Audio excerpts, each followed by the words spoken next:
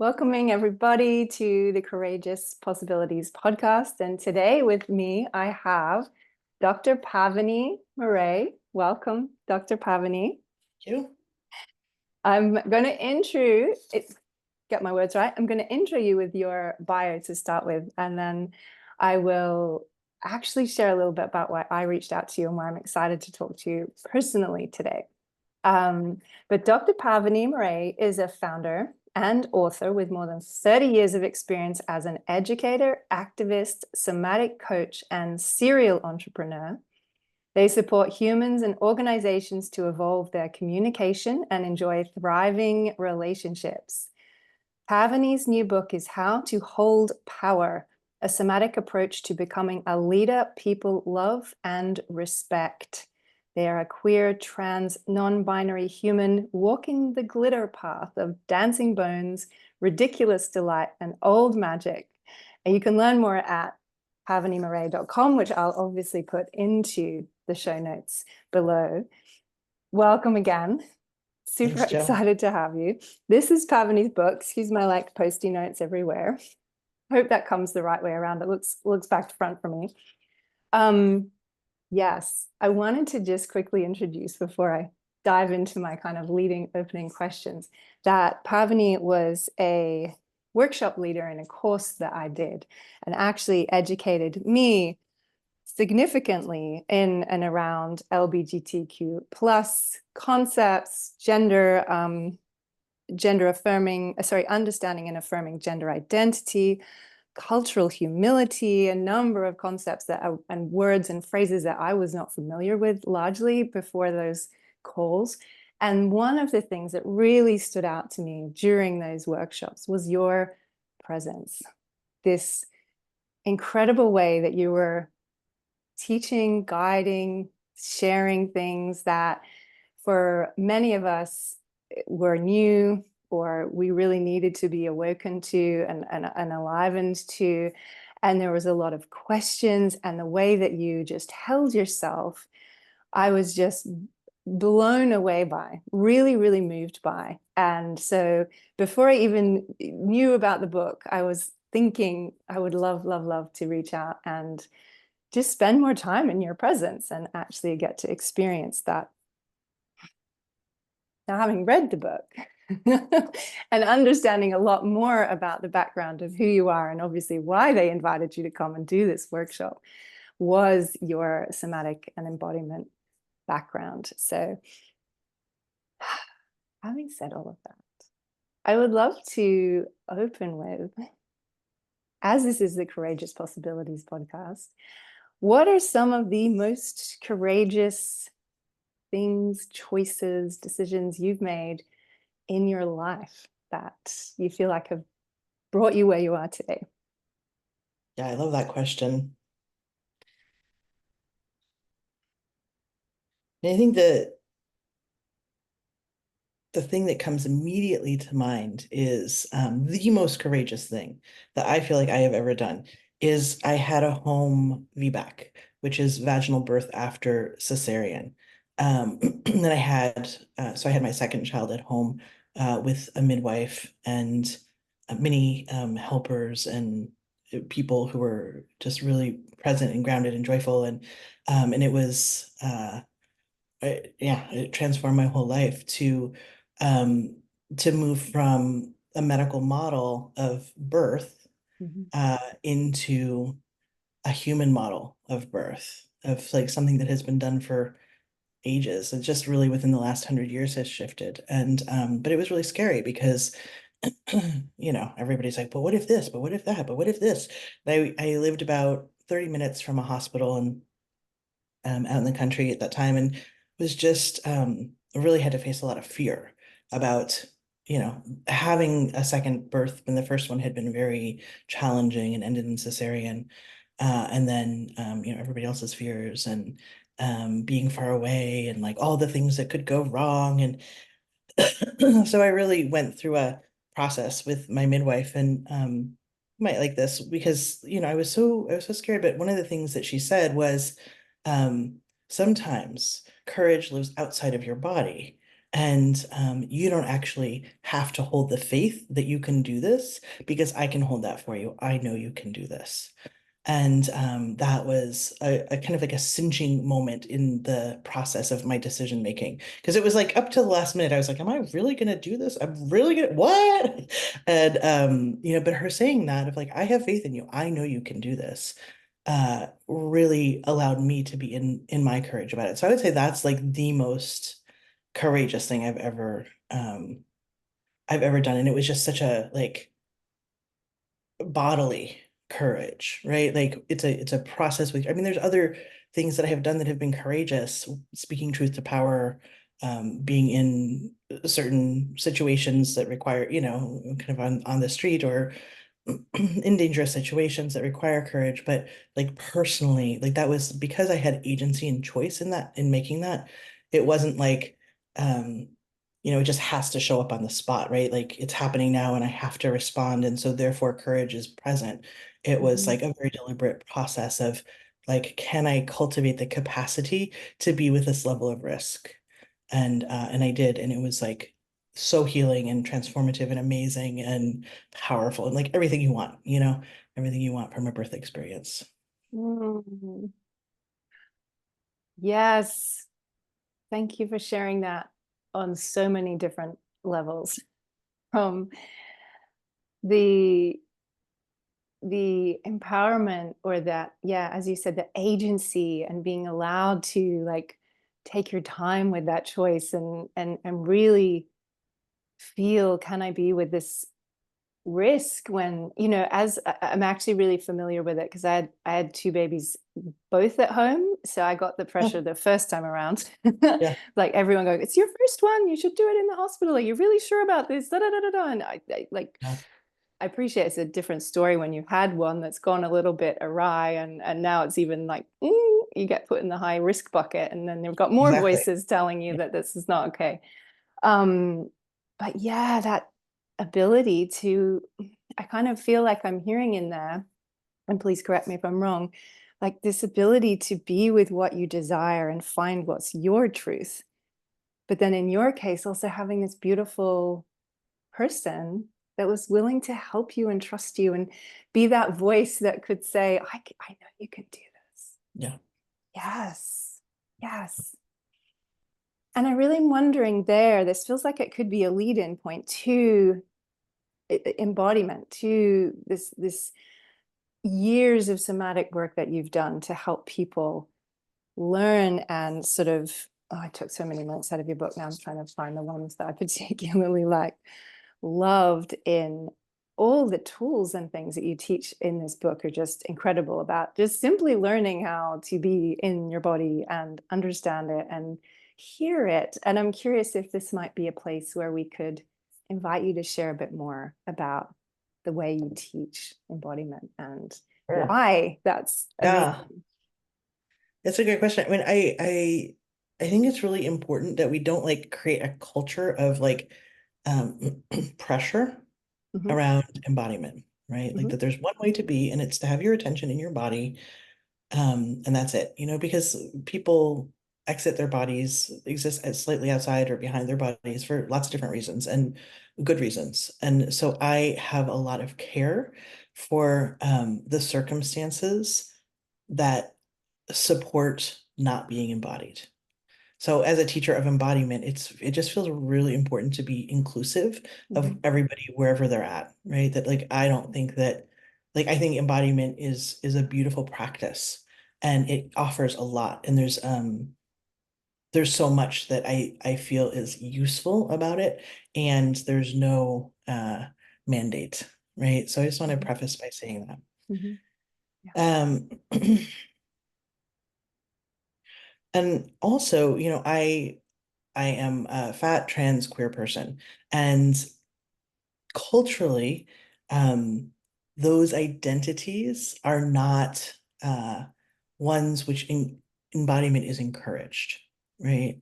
So there are identities where embodiment is supported and encouraged, Mhm, and those are not identities that I possess. So embodiment has definitely been a choice, and it's been a radical choice to choose to inhabit the body that I have rather than participating in, oh, I need to change my body. Or I need to like fit my body into a mold, right? To say, oh, well, this is the body. It's, it's 53 years old. It has these certain uh problems that we're dealing, you know what I mean? It's just like that radical choices. And it's a choice that I'm continually making.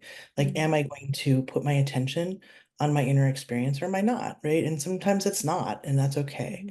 mhm, Um, but I do think that like it's when I got it that my safety, like it was actually I could create a safe place for my soul to be, for my heart to be, that I could curate a beautiful environment, a beautiful, exquisite container in which I could feel all the things and I could develop my capacity for feeling more like the full spectrum of human sensation and emotion. Um, that was also just like another turning point of like, oh, I get to do that if I want to, you know? mm, Um, and the process of living in this body has been, it's been like this journey of becoming more and more attuned with what I'm noticing inside. But like where I'm at now with it is a really cool place. And I would say probably I started practicing embodiment right after my daughter was born. And so she's 20. So mhm. 20 years. And where I'm at now with it is this really cool place of self-trust where I trust myself. I trust my gut. I trust my knowing. Um, and it's from that foundation of self-trust, like so much more becomes possible for my life, right? Like I can dream big dreams and move into them, live into them, actualize them, right? Because I've got me. And that's a phrase that I say a lot to myself is I've got me, right? I've got me. And that means that I know I don't leave when things get difficult. I stay with me. I stay present to the hardship of it, the suffering of it, the grief of it. I don't leave to avoid experiencing those feelings. And if I leave, I know I'm going to come back, you know? So I would say that the joy of it, the pleasure of inhabiting complexity in in meat Yeah. is quite a delight, right? And Mhm. and I don't take it for granted that it's short, that there's a time limit on it. There's an expiration date. And so, I'm kind of selfish and I want to feel or greedy. I want to feel all the things. I want to know what's possible um within this form. Yeah. Yeah. I love that so much. I can't even tell you. And I really, really honor and acknowledge and credit your experience and your ability to invite everybody to be where they're at. It's just next level commitment to creating safer spaces and allowing everyone to feel welcomed.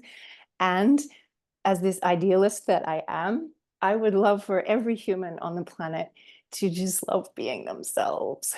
Feel like the inner conflicts that so many of us have, even those of us, I'm in a cisgendered body. I don't feel as comfortable declaring my sexuality publicly at this present time, but I still can have conflicts of like, oh, is that who I really am? Is that really how I want to be? Is that how I want to show up?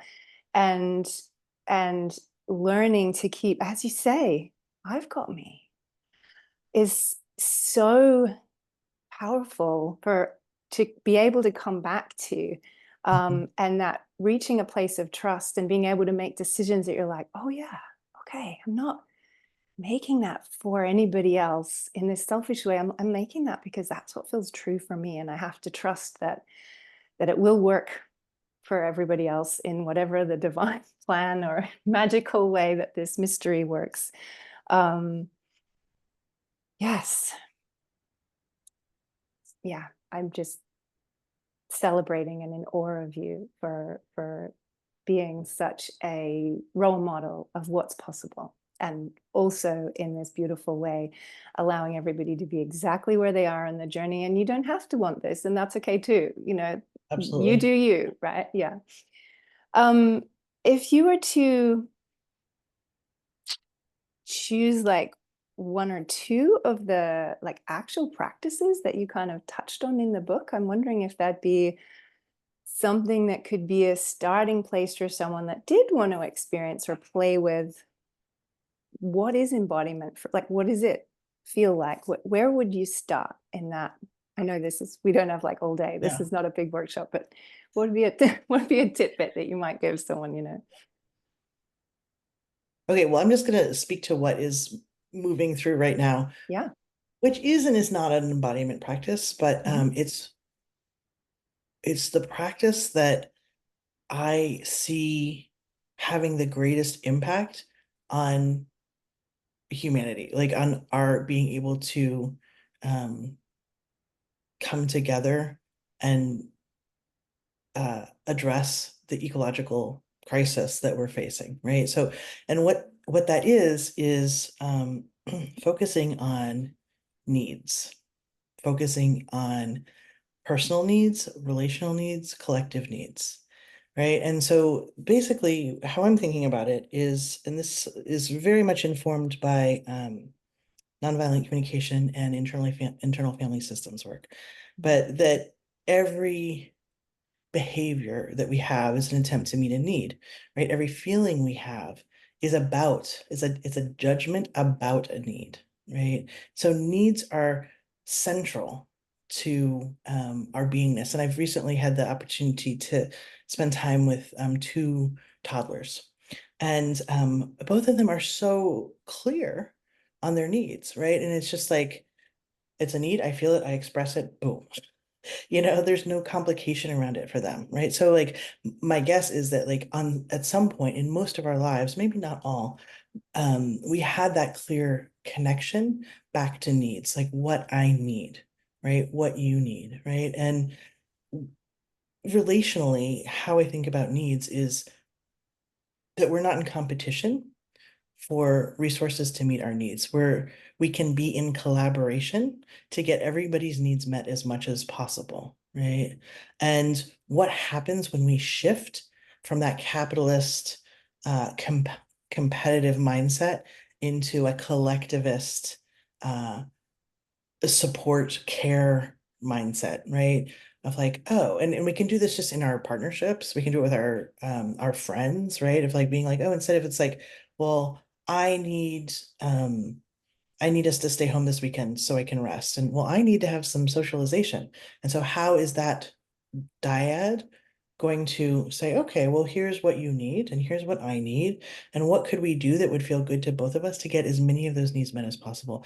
And so, and I'm saying that this is an embodiment practice because we can know our needs through our sensations and our emotions, right? If I'm feeling angry, I'm having a need that's not being met. If I'm feeling joyful, I'm having a need that is being met, right? But we don't tend to look through that lens. We're just like, oh, I'm feeling mad. Oh, I'm feeling joyful. And we don't take it to the next step and say, okay, what is the underlying need here? Right. And needs are universal. Everybody needs the same things.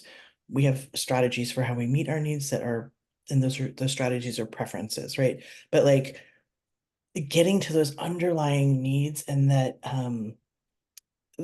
is what is under every feeling and sensation that I have, right? It's just like it's a beautiful way to be human together and to not dismiss each other and to not compete with each other, right? And to not lose connection with each other because we're like, so it's more of like I would say that this is more of a collective embodiment process. What do we need right now? Like we could talk about that, right? Like, Joe, what do you need? What do I need? What do we need right now? Mm. And um and that process lands us strongly in our bodies, right? When we're looking at it on a animal system level, and I'm talking about needs that are beyond just, food, water, shelter, not beyond those kinds of needs to the I need reciprocity, I need understanding, I need compassion, I need empathy. I need silence, like those kinds of needs. Yeah. I need my son not to come in the middle of the podcast interview. I would say that Leave that's that a in. strategy. I That's a strategy. Well, like your need is need probably, I need privacy. focus. I I need need privacy, focus. right? Yes, Yeah, yeah. it's actually 10, sweetie. 10. 10. It started at 9. Sorry. Well, And he's having another need, right? he's having a need. I need to know He's when you're having a going to need. You're having a finish. need, right? Yeah. We'll leave that. Is there, We'll leave that in just to explain what needs are. Yeah. Okay. right? I'm Yeah. having a He's need needing that it's attention. hot under. I need to like be cooler under this light. Yeah. Um, Actually, it's really interesting, and you explained that really beautifully. And thank you for sharing that. And I have that nonviolent communication book. I know less about the other technique you mentioned, the family technique. But one of the trickiest things I found as I was working through the process is like identifying the unmet need. Like I Yeah. can identify how I'm feeling. I can take responsibility for the fact that I'm feeling it and not blame it on you. What is the unmet need? Was like, that's really next level, like self-awareness. So like, okay, what really is going on in this moment that is not like what need is mine is not being met right now. Yeah. That is causing me, like unmet need, causing me to feel, Yes. say, frustrated at my son. Okay, I need Right. privacy or focus, as you say, to ensure that I can deliver a great quality conversation for people to listen to. Right. And I could also choose in this moment to let that go and not be frustrated and move on.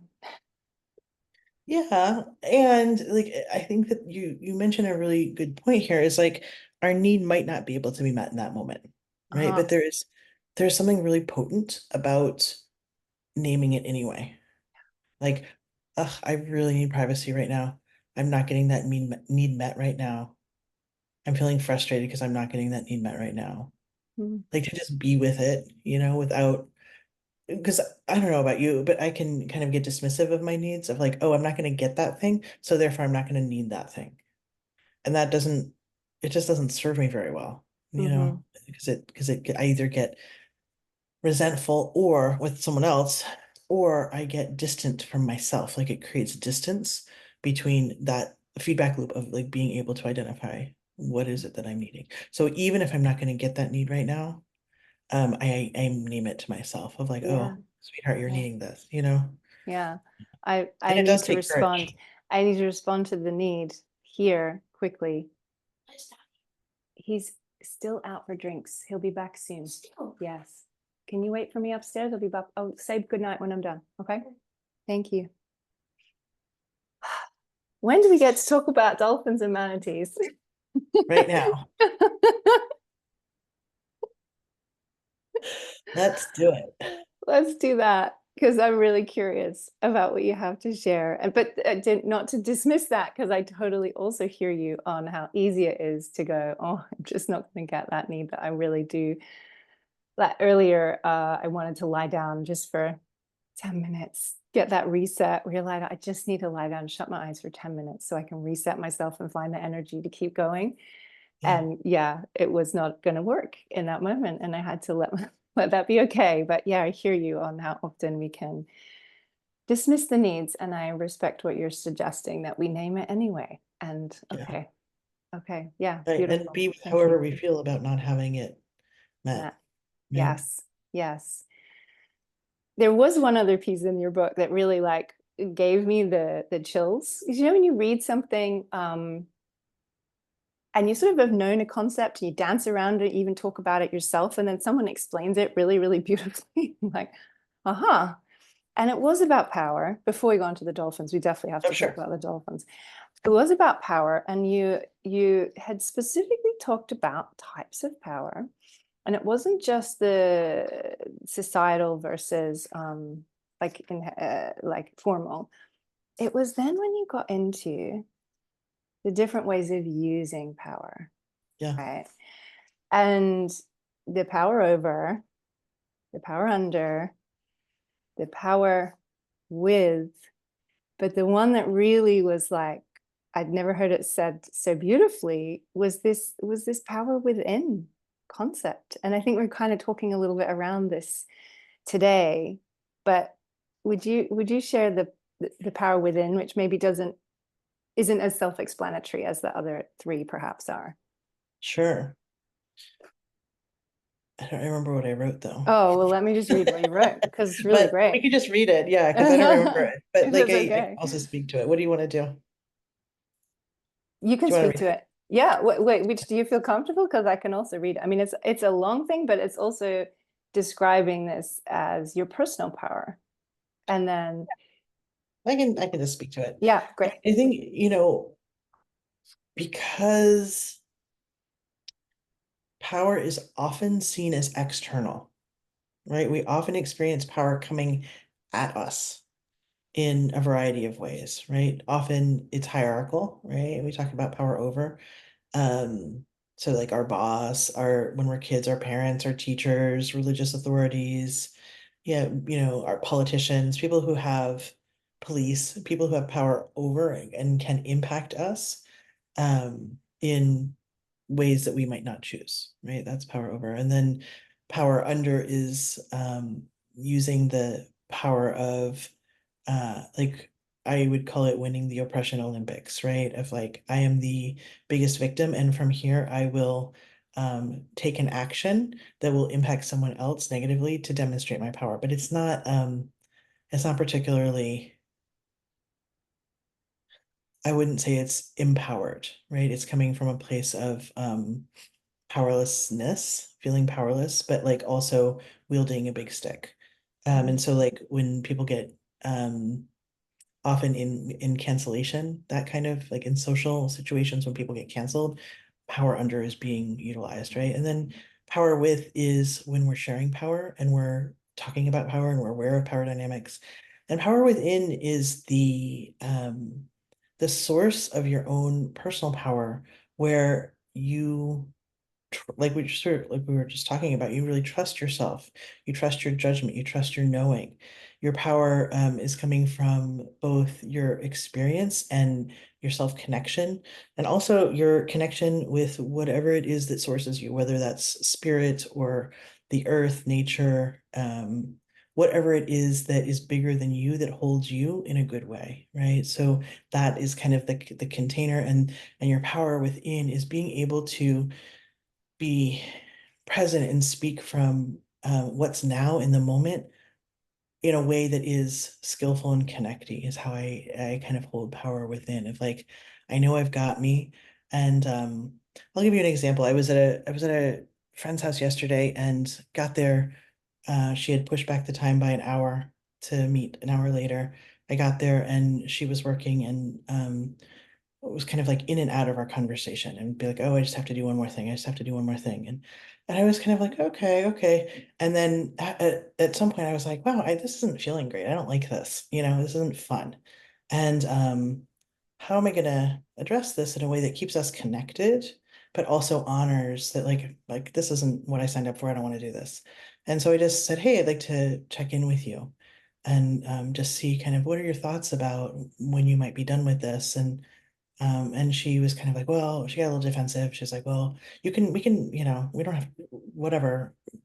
Anyway, she got a little defensive, and I was like, yeah, it's fine for us to reschedule, but also, like, if you think you're going to be done in the next 15 minutes, like, I'm happy to wait for you. And I just felt so connected to myself. Like, I'm setting a boundary, I'm setting a clear boundary. Like, I'm here for connection. I'm not here to watch you work. And I understand that you're in the middle of a situation that is needing your attention. We totally can reschedule. And like, here's my offer.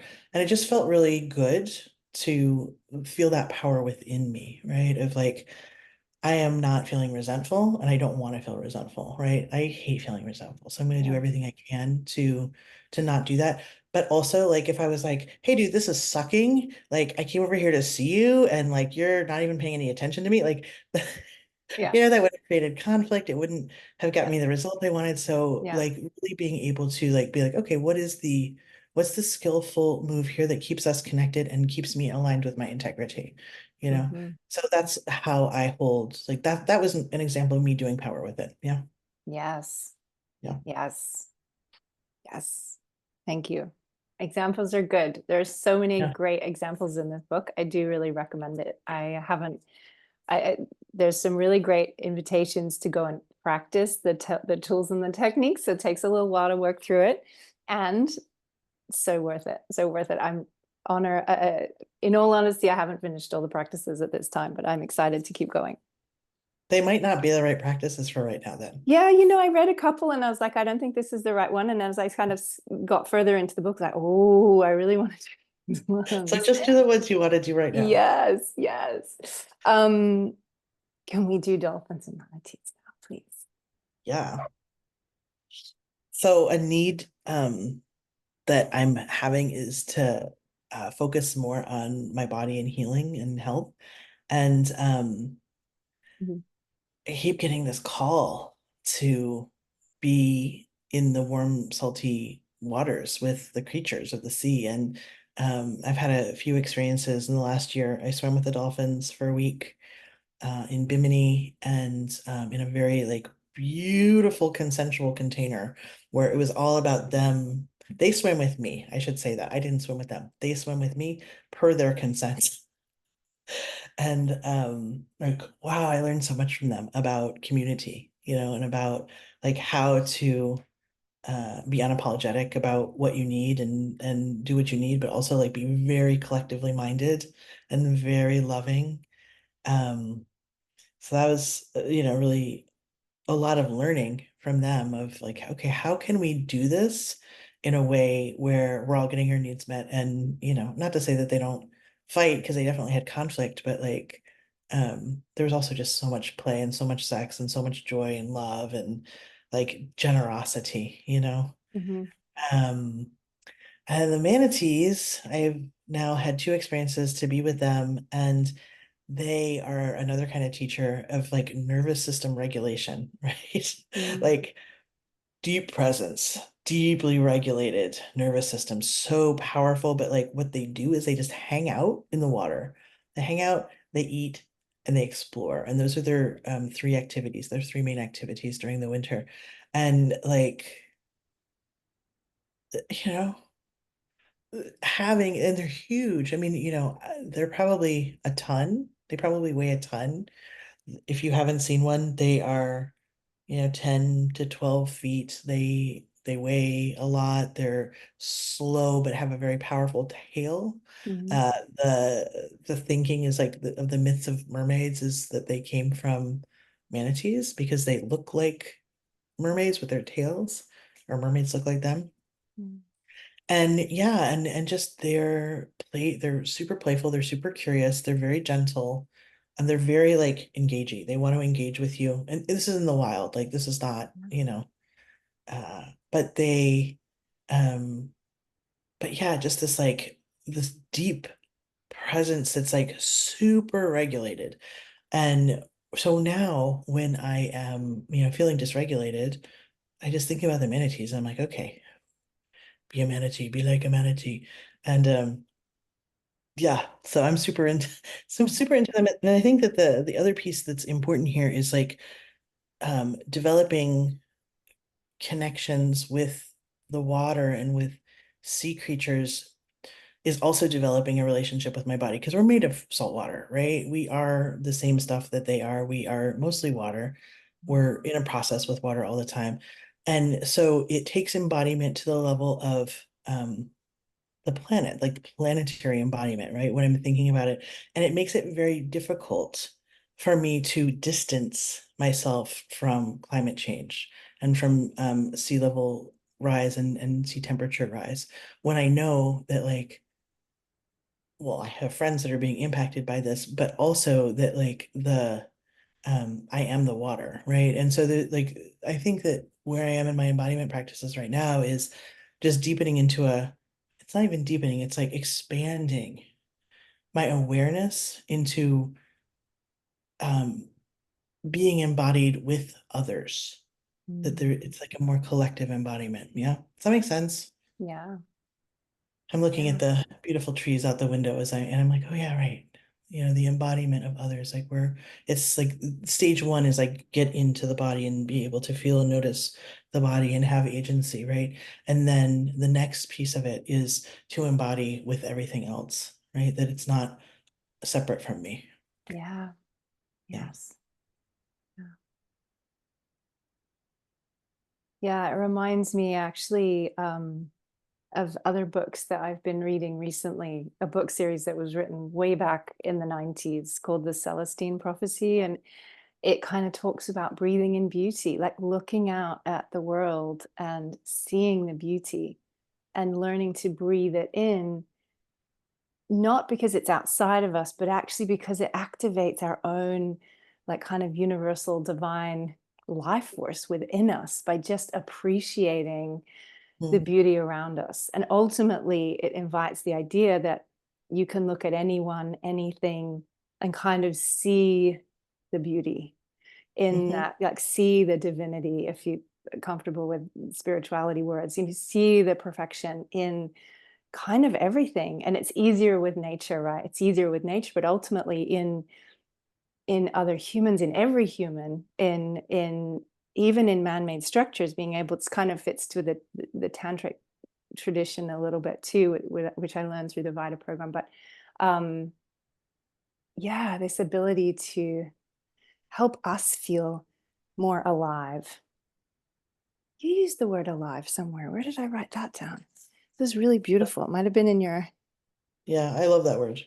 yeah. Yeah. Yeah, maybe I've read it a few times in the Substack. And I love the glitter joy ride. Let this be glittery and joyful along this crazy ride that is life, right? But absolutely, embodiment together. Yes, that there's this like individuation thing, but for us to fix this, for us to fix this, for us to see what else we can do, what else is possible for humanity on this planet hurtling through space is has to be something we do together, doesn't it? This has to be Yeah. something we do as a collective. So yes, thank you so much for this conversation. Was there anything else you'd like to add or share, including about your work specifically, before we come to a completion? I'm just listening.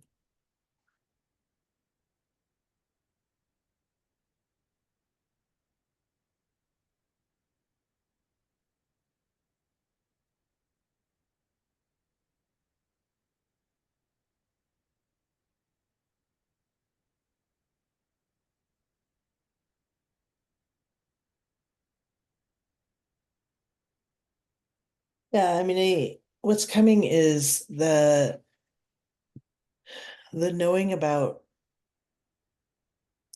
shifting from a human-centric vision of the world, right, to a much more animist, um, centric version, right, where we're just a part of, like me being a part of the community of dolphins or part of the water or part of the trees, like just this interrelationality, right? And I know that like it sounds when I hear like spiritual teachers talking about things, often like it's so simple that I dismiss it, right? It's like I'm like, oh, that's too simple, or that is like it's just not nuanced or complex or gritty enough, or it's not enough edge for me. But like I do I am moving into that, just that consciousness, I think, around it's not just humans here. There's all these other kinds of people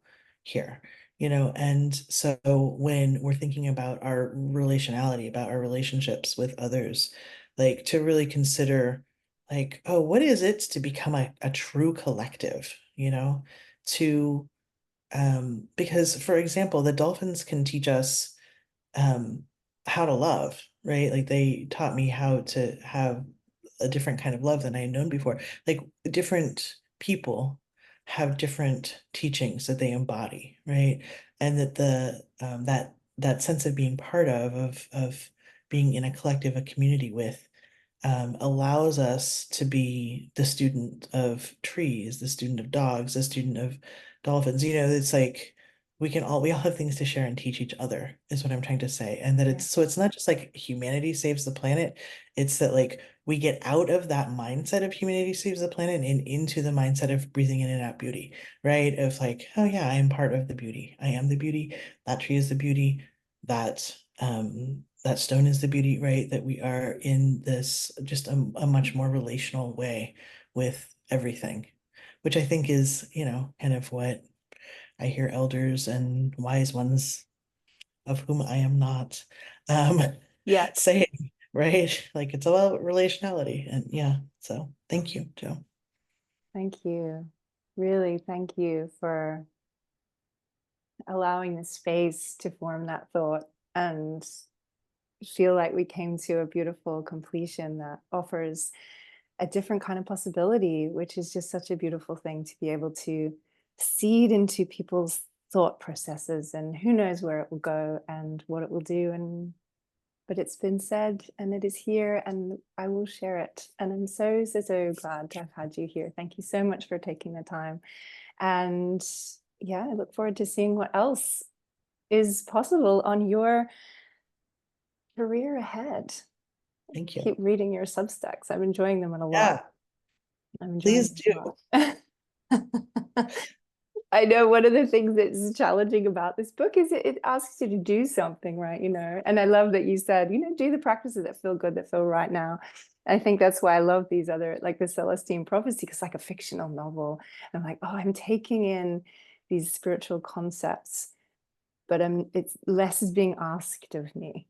In a Uh, way, I think that's why I always love The Matrix, because it has this really spiritual, mind-blowing, like awakening possibility, and it's just entertainment, so I can just like sit right. back and like I can relax. I'm not working. allow, yeah, I'm not having to work while I'm doing it, and yet it offers, if you are willing to accept the possibility of like a consciousness shift in watching it. So thank you though, because I think we need both. We need both. We need the Yes. invitation to take the work consciously and do it, and also occasionally sit back and go, oh, that's just offered me a new way of thinking. Well, I thought I was just watching entertainment. So yeah, on that note, I'm going to stop talking. I could keep talking to you. I know I could keep coming up with more questions, but I'm going to complete us now. So thank you, thank you, thank you. I will put all your details in the show notes, and I look forward to sharing this with everyone. Thank you.